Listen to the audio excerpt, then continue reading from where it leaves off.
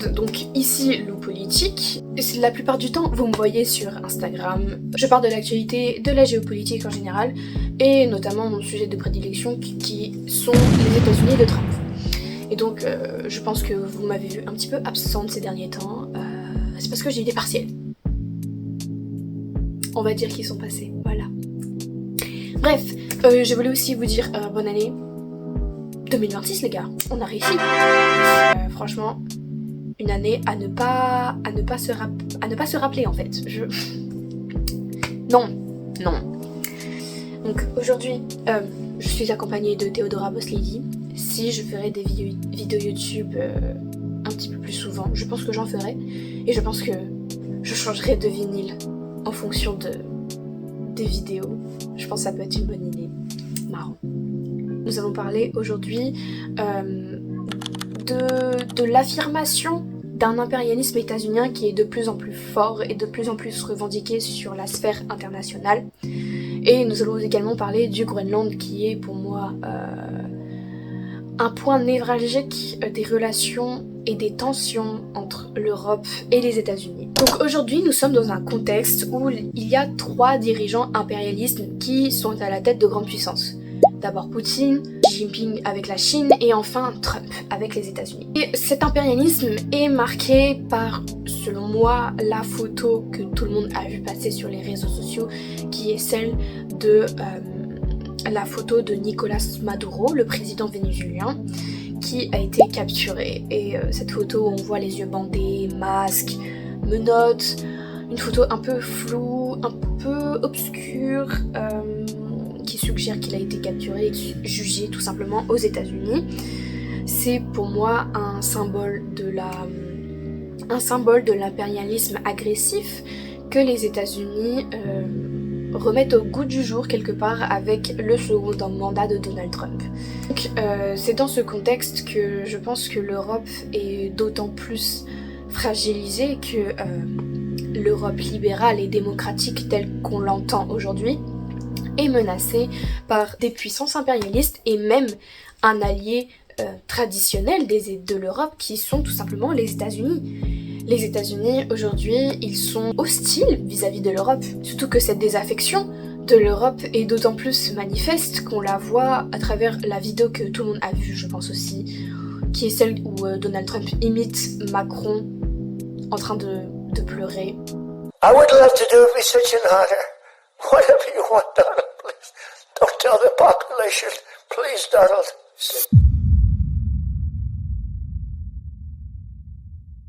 Commençons avec le cas du Venezuela où le 6 janvier 2026, les USA attaquent et emprisonnent Nicolás Maduro. C'était un dictateur qui était au pouvoir de force depuis les élections de 2024. Et Donald Trump s'est servi de cette excuse pour envahir le Venezuela. Officiellement, les États-Unis sont en guerre contre le narcotrafic, mais sachez que les États-Unis ne font pas par simple charité le Venezuela. Derrière, il y a des véritables enjeux économiques. C'est le pays qui a la plus grande réserve de pétrole au monde. Les États-Unis veulent avoir la main mise, et surtout Trump veut avoir la main mise sur cette réserve pétrolière. Au final, ce sont des intérêts économiques et pour laquelle Trump décide d'envahir le Venezuela. Il y a même une photo qu'il a revendiquée qu'il a republiée plutôt sur ses réseaux sociaux, sur son réseau social Truth Socials, où il affirme l'idée qu'il aimerait être président du Venezuela face à une page Wikipédia où Donald Trump est présenté comme étant le président actuel du Venezuela. Ce qu'il faut rajouter est que le Venezuela se plie aux exigences des États-Unis. C'est ce que promet d'ailleurs un partenariat spectaculaire entre les deux pays, entre Donald Trump et la présidente vénézuélienne par intérim Delcy Rodriguez, où ils ont annoncé dans une longue conversation que ils travailleraient très bien ensemble avec la nouvelle dirigeante. Donc en Maduro. Et donc cela montre quelque part la soumission du Venezuela puisque leur souveraineté a été bafouée.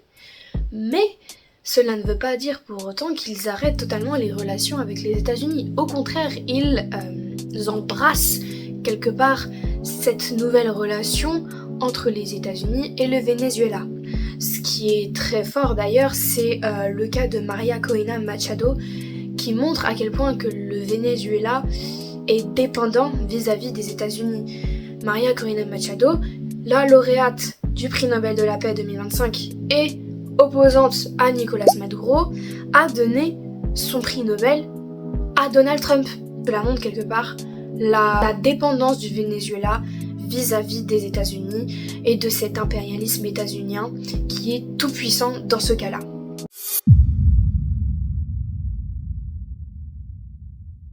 Pas beaucoup ne parlent de la doctrine Monroe en tant que telle, et pourtant cette doctrine est très importante dans la géopolitique des États-Unis. Monroe affirmait, le créateur de cette doctrine, que le Nouveau Monde et l'Ancien Monde devaient rester des sphères d'influence distinctes. En l'occurrence ici, le Nouveau Monde, ce sont les Amériques, et l'Ancien Monde, c'est l'Europe. Et donc, toute tentative de l'Europe de s'immiscer dans les affaires des pays d'Amérique serait considérée comme une menace pour la sécurité des États-Unis. Et leur objectif concrètement, c'est de resserrer leur influence sur cette mer des Caraïbes qu'ils considèrent comme une mare nostrum en raison de leur importance stratégique.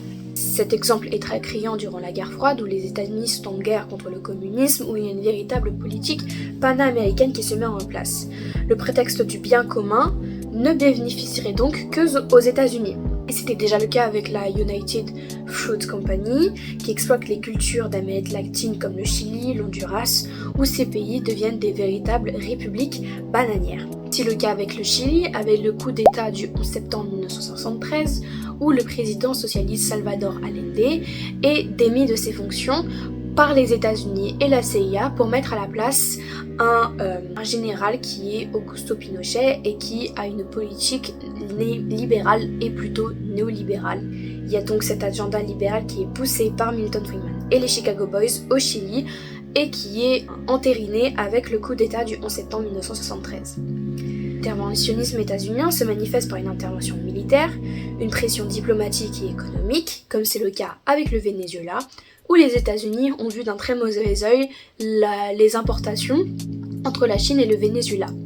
La Chine est en effet le premier pays à bénéficier des importations de pétrole du Venezuela. Et donc cette intervention prend tout son sens, outre le fait que les États-Unis étaient en guerre, soi-disant, contre le narcotrafic.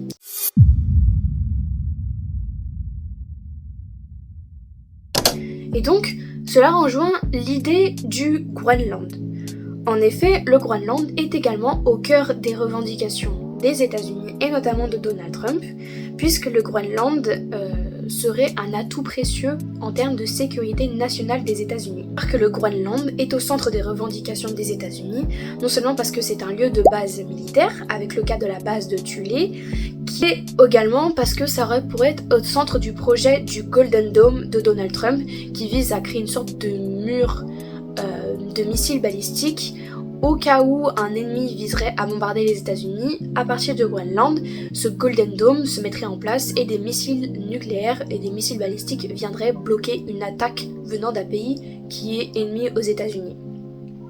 Mais le Groenland, c'est aussi un pays qui est riche en ressources, notamment en ce qui concerne les terres rares, qui est un très très grand enjeu, surtout lorsqu'on parle de commerce international.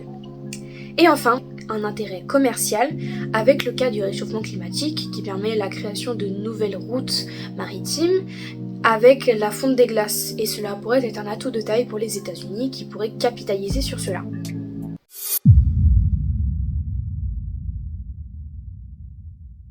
Le Danemark, auquel est rattaché le Groenland, est un pays membre de l'OTAN.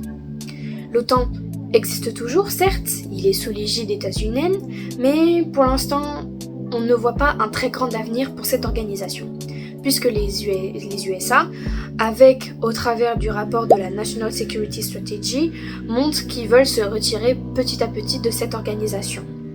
Donc, la seule chance de survie pour l'OTAN, c'est une européanisation de cette dernière. Or, les aides des États-Unis pour l'Europe est très très importante, surtout en ce qui concerne la guerre en Ukraine, avec le cas notamment de la région de Koursk, où les USA ont coupé tout renseignement pour l'Ukraine et cela a permis à la Russie de récupérer cette région.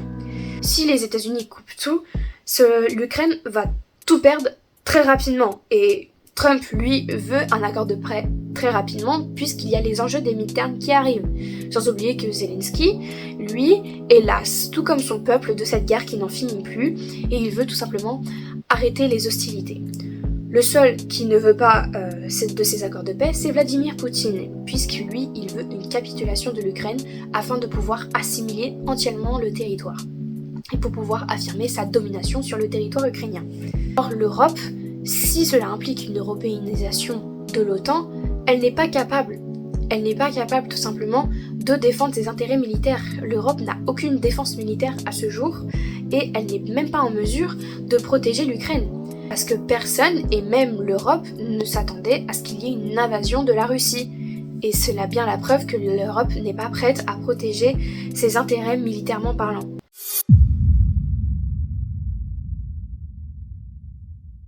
Cela rejoint une idée que je pense depuis très longtemps déjà et qui est une théorie qui a été émise par des chercheurs, c'est cette idée du piège de Thucydide.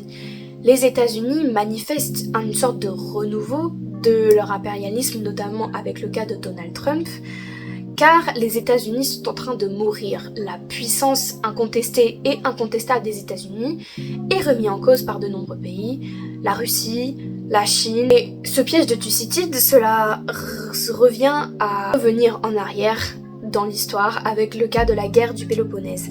C'est un conflit qui oppose Sparte et Athènes, et c'est un conflit qui est inéluctable face à la montée en puissance d'Athènes. La Péloponnèse est une guerre préventive pour empêcher la montée en puissance d'Athènes. Et ici, nous retrouvons la même chose avec cette idée de destinée manifeste des États-Unis qui se donne un rôle missionnaire de diffuser un idéal néolibéral qui domine nos sociétés technocapitalistes encore aujourd'hui. Si les États-Unis n'acceptent pas, comme Sparte, cela va finir à aboutir à sa chute face à la Chine qui est semblable à Athènes et qui a un tout nouveau système et un tout nouveau régime politique. Le piège de Thucydide est un concept qui est polysémique qui a été nommé et théorisé par le politiste Graham T. Allison dans son livre en 2010 Destined to War. Ce nom fait référence à la guerre du Péloponnèse où, inquiets par la montée en puissance d'Athènes, les Spartes décident d'agir dans une guerre préventive pour empêcher la montée en puissance. Et dans son livre, Graham T. Allison explique qu'il y a une opposition entre la puissance numéro 1 et la puissance numéro 2. La puissance numéro 1, Sparte ou les États-Unis, sont rattrapés par la puissance de la puissance numéro 2, qui est la Chine et Athènes. Cela va aboutir inexorablement à la chute de la puissance numéro 1 qui est incapable de contenir dans sa guerre la montée en puissance de la puissance numéro 2, qui est Allison, avec un laboratoire de l'université d'Harvard, a recensé 16 occurrences du piège de Thucydide dans l'histoire, et il montre que 12 d'entre elles ont débouché sur la guerre, et il publie ses résultats dans son livre Destined to War. Donc, le piège de Thucydide, dans le cas des États-Unis, le Trumpisme et l'impérialisme états-unien, ce serait une réaction face au déclin de la puissance états-unienne qui est de plus en plus contestée partout dans le monde. Les États-Unis sont obligés et sont contraints de manifester d'une certaine puissance pour pouvoir asseoir leur hégémonie sur le monde. Or, les États-Unis sont de plus en plus fragiles, et notamment avec le cas du Golden Dome. C'est un projet de défense, mais c'est surtout une utopie, car impossible à mettre en place car cela représente beaucoup trop d'investissement et beaucoup trop d'argent. On peut simplement se poser la question, est-ce que les États-Unis de Trump sont vieillissants tout comme l'Europe? Et cela se manifesterait par toutes ces revendications expansionnistes, ou sont-elles simplement une sorte de revendication belliqueuse de Trump qui vise simplement à montrer qu'il est le meilleur président des États-Unis? On va voir si dans les prochaines années, les États-Unis vont finir par s'affaiblir et perdre en vitesse vis-à-vis de la Chine. Les États-Unis, certes, peuvent envahir un pays pour enlever un dirigeant et en remettre un autre qui est favorable aux États-Unis, mais sont-ils capables aujourd'hui d'arrêter une guerre? Non. Comme ça le montre avec l'Ukraine, L'Ukraine aujourd'hui est dépendante des États-Unis sans pour autant qu'il y ait un véritable accord de paix qui est mis en place malgré tous les efforts de l'Europe. La Russie aujourd'hui est de plus en plus puissante et ça il faut le prendre en compte face à la puissance vieillissante des États-Unis qui est incarnée avec l'image de ses représentants. Les États-Unis peuvent certes envahir un pays mais ils n'arrivent pas à terminer une guerre et à faire aboutir à des accords de paix. Voilà, j'espère que cette vidéo vous aura plu. Moi sachez qu'elle m'a pris vraiment beaucoup de temps à faire. J'ai dû recommencer plusieurs fois la vidéo, ça m'a cassé la tête. Et je vais faire le montage incessamment sous peu pour essayer. Mais même si le sujet est vraiment passionnant, c'est un sujet qui est très complexe. Et je tiens surtout à dire que je n'ai pas la science infuse. Je n'ai pas la connaissance innée de cela, j'essaye juste de comprendre et d'interpréter à ma façon les revendications expansionnistes des États-Unis. Et donc si vous n'êtes pas d'accord avec cette thèse et avec cette idée, ce n'est pas grave. Et au contraire, je vous encourage à l'écrire en commentaire puisque cela me permettrait d'en apprendre un peu plus et d'avoir un autre point de vue, tout simplement. C'est ça, en fait, ce que je recherche avec ce compte, c'est d'essayer de comprendre ce que les gens eux voient et moi ce que je vois. Donc j'aimerais vraiment que si vous avez des idées ou quoi que ce soit, vous pouvez les écrire en commentaire et je me ferai un plaisir de répondre et de lire et de débattre tranquillement, évidemment dans le respect des règles de la communauté puisque nous sommes tous des humains et nous méritons tous et toutes le respect. Sur ce, je vais vous laisser et ceux qui regardent cette vidéo, que ce soit en journée ou en soirée, une bonne journée et une bonne soirée et à une prochaine fois. Et n'oubliez pas de vous abonner à mon Instagram et à mon YouTube. Et à liker, vous abonner et partager cette vidéo pour le référencement. Salut!